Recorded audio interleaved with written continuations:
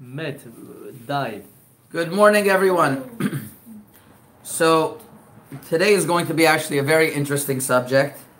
Last time we discussed about the Mikubalim of Marrakesh in the 1600s. And today we're going to talk about the golden era of Morocco. The golden era of Morocco, which was a time where it seems to be, it was unprecedented in the history of Morocco to have a concentration of such great Hahamim and Tzaddikim, and most of them were centralized in the city of Fez at the time. And I'll start discussing a few of these Hahamim, and after we discuss a few of these Hahamim, maybe it'll segue for another class, hopefully, about another subject. Maybe we'll discuss Meknes next time. But let's start with one of the great Chachamim in the 1600s. His name was Rabbi Vidal HaTzarfati. According to the Art Scroll book of Aharonim, they write that the Tzarfati family sometime moved to Morocco from France, and they were direct descendants of Rabbeinu Tam. Rabbeinu Tam was also called Tzarfati, who was Rabbeinu Tam, who was the famous Rabbeinu Tam, who was a grandson of Rashi. And his descendants moved to the city of Fez. And this is Rav Vidal Tzarfati. And there's a long line of Tzarfati families, father to son, father to son, father to son, that was well known. But this is one of the first ones, that Rabbi Tzarfati Arishon, we call him. He was on the Beddin, and there was another Rav with him called Rabbi Menachem Serero. Rabbi Menachem Serero, just as an example, on a ketubah that's written about Rabbi Menachem Serero, is written, he's a tzaddik yesod olam, or Yisrael ukdosho, neze Elohim al rosh, patisha chazak, amud yamini, or ne'erav, nir ma'arav, mofet hador vehadaro, yachid hu bedoro. These are expressions that he was a gadol ador in his time. He was one of the great of the generation in his time. Now it's important to know about Rabbi Menachem Serero because Rav Yehuda ben Attar, which we'll speak about, who was nicknamed El Kbir, the great Rav, Rav Yehuda ben Attar, who was known in the next generation to be the Gadol Ador, was a student of Rabbi Menachem Serero. Another of his students of Rabbi Menachem Serero was Rav Yaakov ibn Sur, the Ya'avetz. Now it's known that the Ya'avetz by the Ashkenazi world is Rav Yaakov Emden, but in the Sephardic world, it's known the acronym Ya'avetz of Yaakov ibn Sur is the Ya'avetz from Fez, and they are and they are all buried right in the cemetery of Morocco. If one ever goes there and he sees right next to the monument of Lala Sulika, we'll see Rav Yehuda ben Attar and Rabbi Yaakov ibn Sur. Although Rav Yehuda ben Attar wasn't originally buried there, when they moved the cemetery, they had to move it a couple of times until they got to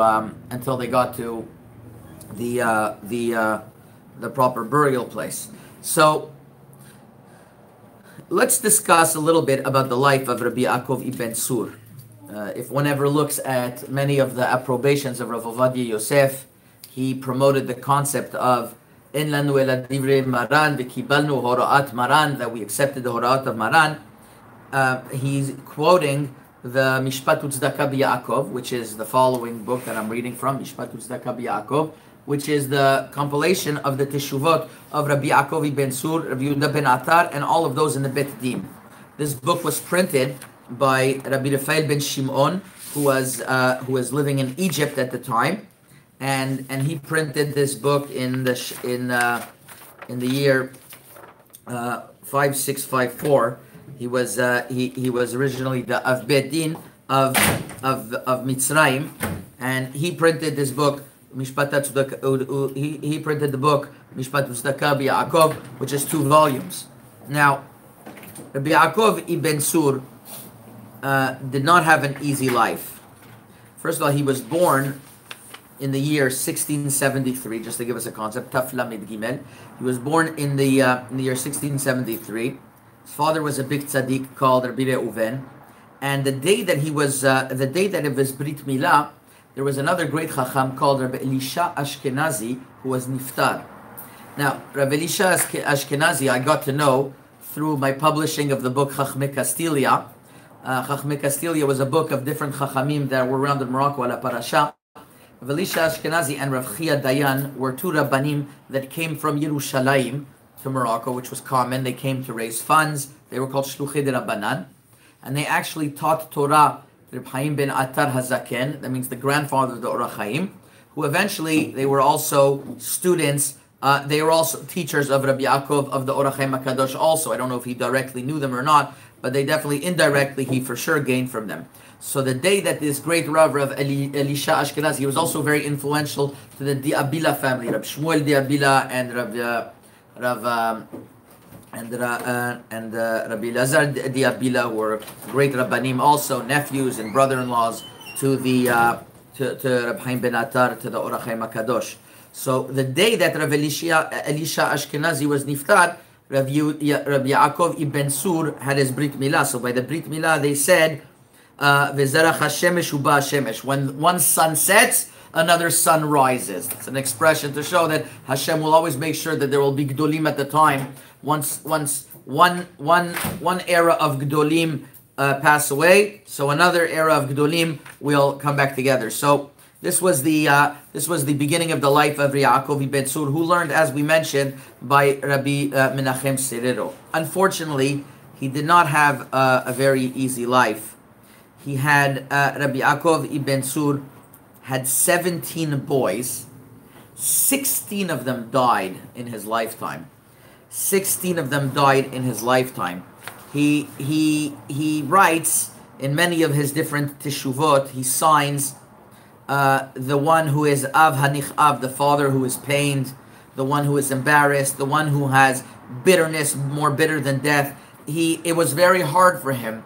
But despite that, it seems to be that he was very consistent with learning, and whatever happened to him, it just added on more and more learning. He called them Yisurin Shel Ahava, sufferings of love, that he increased love of Hashem through it. He had a very difficult life, personal life in that regard. Now, it was one of the functions of the Chachamim during this era was to be mitaken takanot, was to enact different takanot. It's not like nowadays where people just live in communities and they think they don't have to abide by any of the standards of the community. Everyone could live and let live and do whatever they want.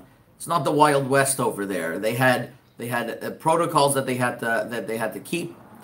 They made certain takanot in that era. For example, how much you could spend on a wedding, how much,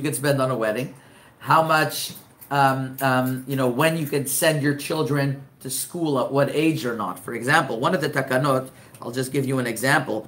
It happened that people were having a hard time making a parnasa, so they would send their children to work at a very early age. Sometimes it's 7 years old. They would send them to work, which would mean like this: that if they would go to work at a very early age, they would grow up basically being maybe knowing the basic Hebrew and basic tefillah, but they would be, for all practical purposes, growing up as being an Amaretz, being an ignoramus, and that could have really hurt the generation tremendously.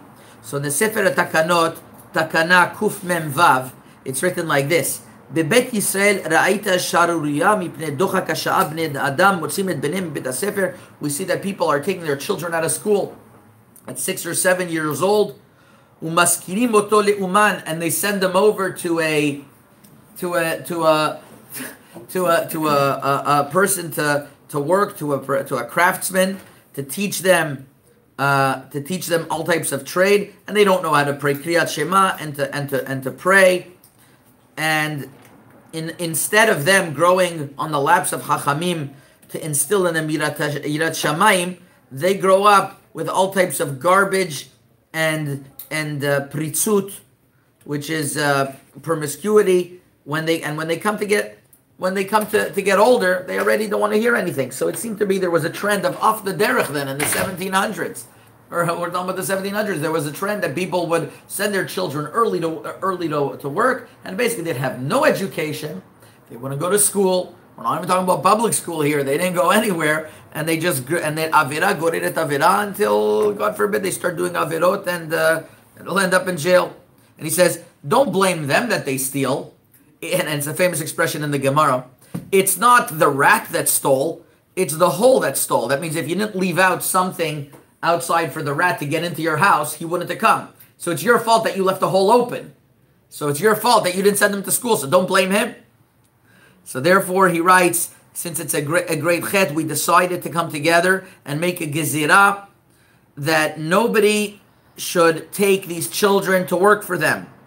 Not for money, not for free, from now on until at least bar mitzvah age. And then if they want, we can't stop them. They want to hire them. Then they're allowed, as long as they make sure that they send them after for tefillah. And this is the takana that they made. This was actually in the city of Miknes, this takana.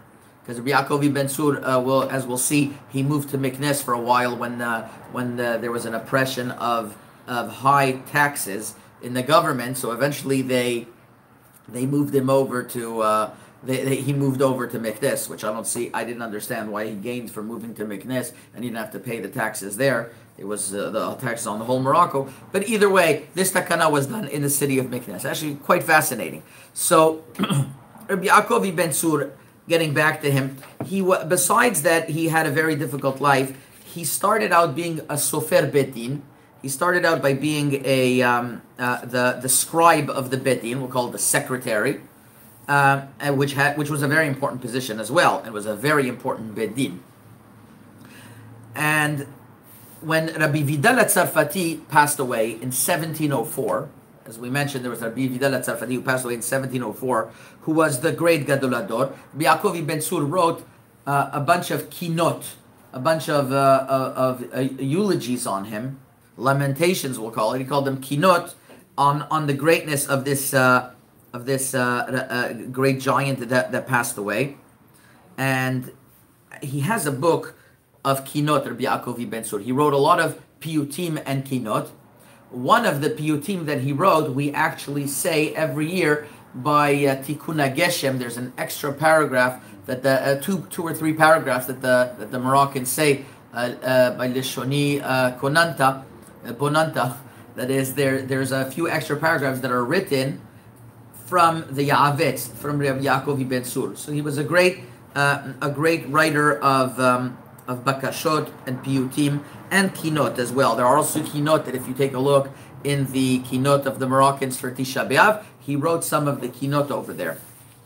So Rabbi Yaakov ben Sur was one of the great Hahamim in this Beddin, and when Rabbi Vidal Tzarfati passed away, during that time, he was appointed also to be in the Beddin.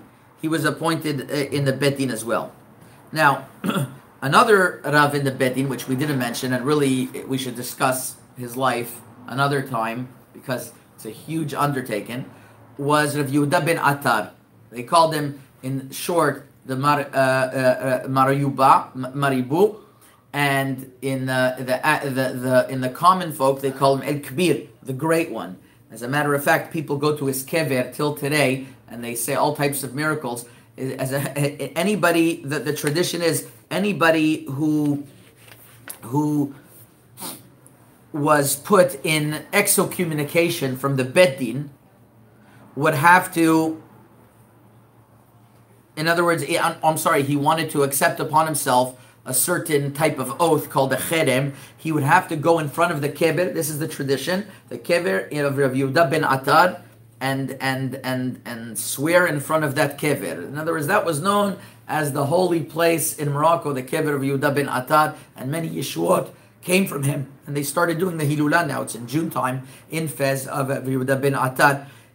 He was, if you take a look at the writings of the Chachamim, including Rabbi Yaakov ben Sur, even though he was his colleague, but he treats himself as one of his students. אחר נשיקת ידיו גילילי זהב, לא זכיתי להבין דבריו. For example, he writes another play that all the Chachamim in those times, they say, with permission of Yehuda ben Atar, we don't want to we don't want to argue on him because he's the great one in our generation.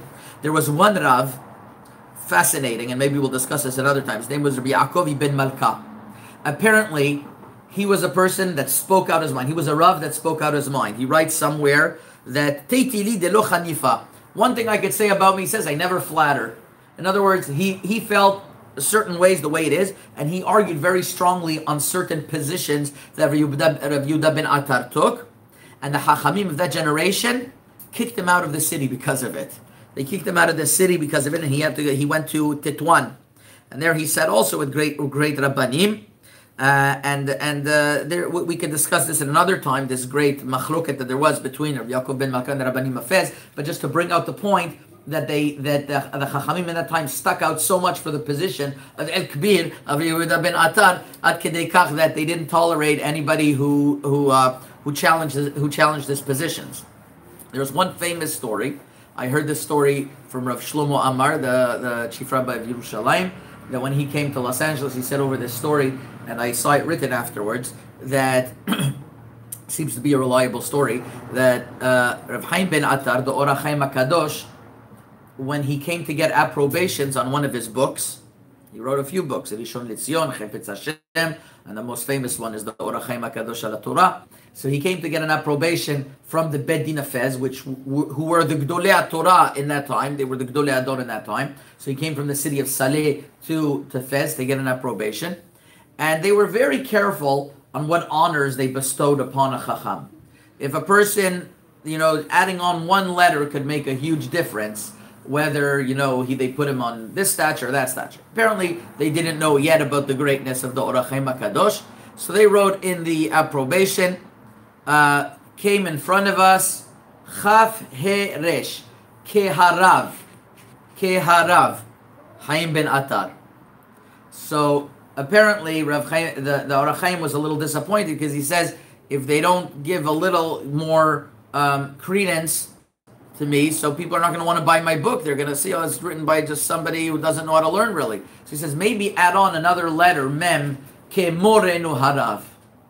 So they told him, we gave you Kehar Hashem, like the mountain of Hashem, and you're asking Kemohar, with a Mem, Kemohar Betulot, which means the amount that you give to a Betulah, which means a large amount. So they were telling him that this is all they gave. They were very careful, and whatever titles, how they could give, is just an idea how things worked. Things weren't just free-for-all, giving out titles or giving out whatever else.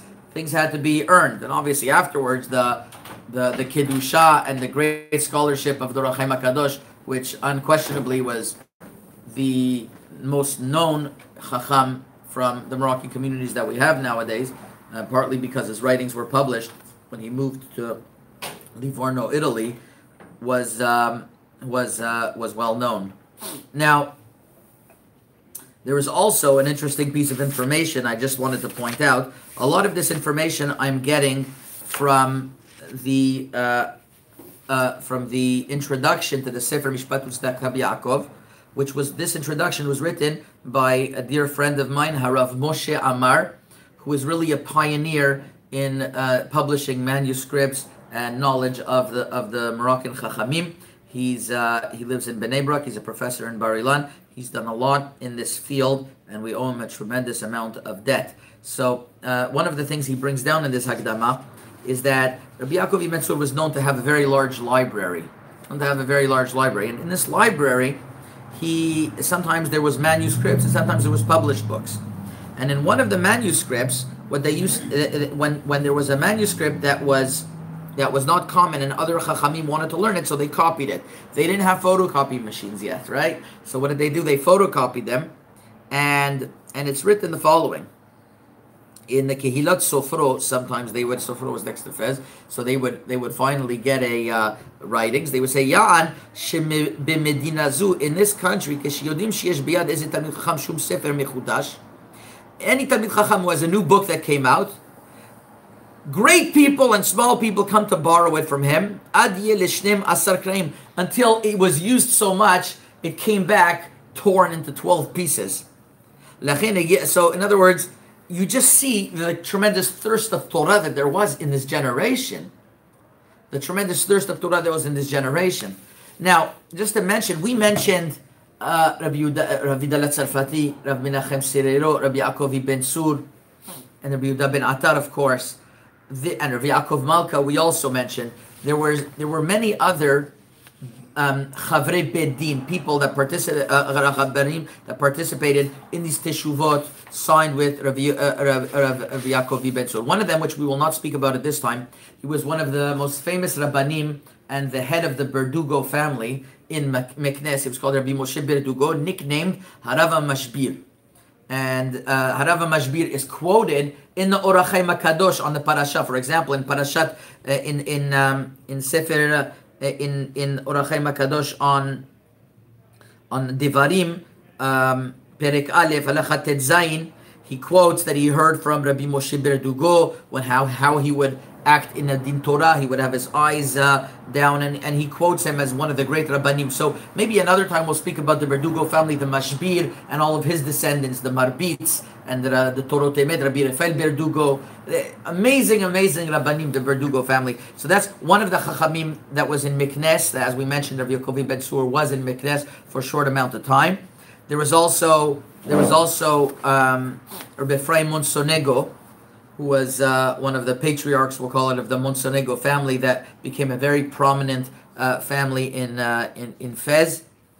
Great Rabbanim, up to just recently. Rabbi Yedidia Monsonego, Zichrono Livracha, was the chief rabbi of Morocco, and he originated from Fez. Rabbi Ephraim Monsonego was mostly in Tetuan, but he eventually moved back to Fez. He's most known. He has a student called the Rabbi Yaakov Ben Naim from Fez, the Zera Yaakov, which is a sefer that's commonly used in yeshivot, the Zera Yaakov. Then there was Rav Matatia Serero, who was once again, this family Serero was also very well known in the city of Fez. There's one place in the cemetery of Fez where there is about 5 to 10 Sereros that are buried in one area, and they were all like they were all great Rabbanim, one after the other. So this is one of the early ones. He was on the Bet Din together with these great Chachamim. He was family, obviously, with Rav Menachem Serero, but he was actually a grandson of the Ya'avetz, of Rabbi Yaakov Ben Sur, of Rabbi Yaakov Ben Sur. Now, there, as we mentioned, there's also one Rav where they recently published, where Rav Moshe Amar actually recently published his Teshuvot. His name was Rav Eliyahu Tzarfati, who was also family with Rav Dala Tzarfati, and he was a great Chacham in those times. In 1715, there was Rabbi Rafael Oved Ibn Sur, a son of the Avetz, who was born in 1706. We're talking about Rav Hanania ben Zichri, one of these Rabbanim, Rabbi Avram ben Danan, Rabbi Shaul ben Danan, Rabbi Yosef Gabay. These are all names. Rabbi Shmuel Elbaz, who was one of the great, he was born in 1698. He was a Talmid of Rav Yehuda ben Atar, and he had a great yeshiva where Rav ben Samaon was a student. I don't know if you ever heard of that name. These were all, I'm not going to mention all of the names, but the Chida writes about this great Rav Shmuel Elbaz. He wrote certain pirushim on the Gemara. There's many Chachamim in this golden era. I'm not going to bog you down with all the names, but I think that we got already a taste about what was going on in this short class that we had about the golden era in Morocco at this time. It was mostly centralized in Fez, but also at Meknes and also in Tetuan. There was a lot of activity of great Rabbanim, Rav Koryat, Rav Abu Draham, or some of the names that were in Tetuan that I didn't mention. This whole area, era of the great Dayanim is unprecedented, really unprecedented, and they had tremendous influence. Unfortunately, most of their writings we don't have, and people don't use them because they weren't strong in Morocco on printing presses like they were in Italy at the time, or in for example, the Torot Emet, the Sefer Mishpatim Yesharim of Rav Rafael Berdugo is printed in Krakow. Printed in Krakow. Or most Sfarim that people were able to print was in Livorno, some of them in Tunisia, but unfortunately a lot of these are still in manuscripts, and hopefully hopefully they will be printed one day. They will be written and printed, because nowadays, Baruch Hashem, we have Talmidei Chachamim that are interested in this and are working on this. Just to give us an idea of the great generation that there was, and the tremendous influence that they had for generations to come, because all their Piskei Dinim are quoted heavily in the works of Choshen Mishpat till today. Till today. I was recently listening to a shiur from one of the Dayanim of Lakewood. I'll end off with this story. From one of the Dayanim in Lakewood. I think his name is Rav Dov Khan. He was saying a shiur on the sugya of God ve'agod, which is a buying out clause that you have, or I buy you out, or you buy me out.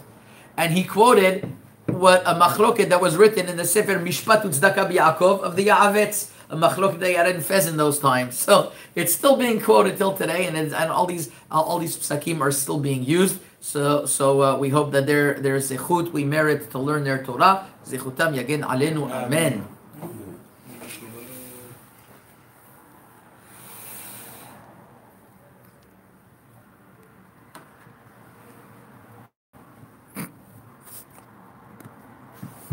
Para o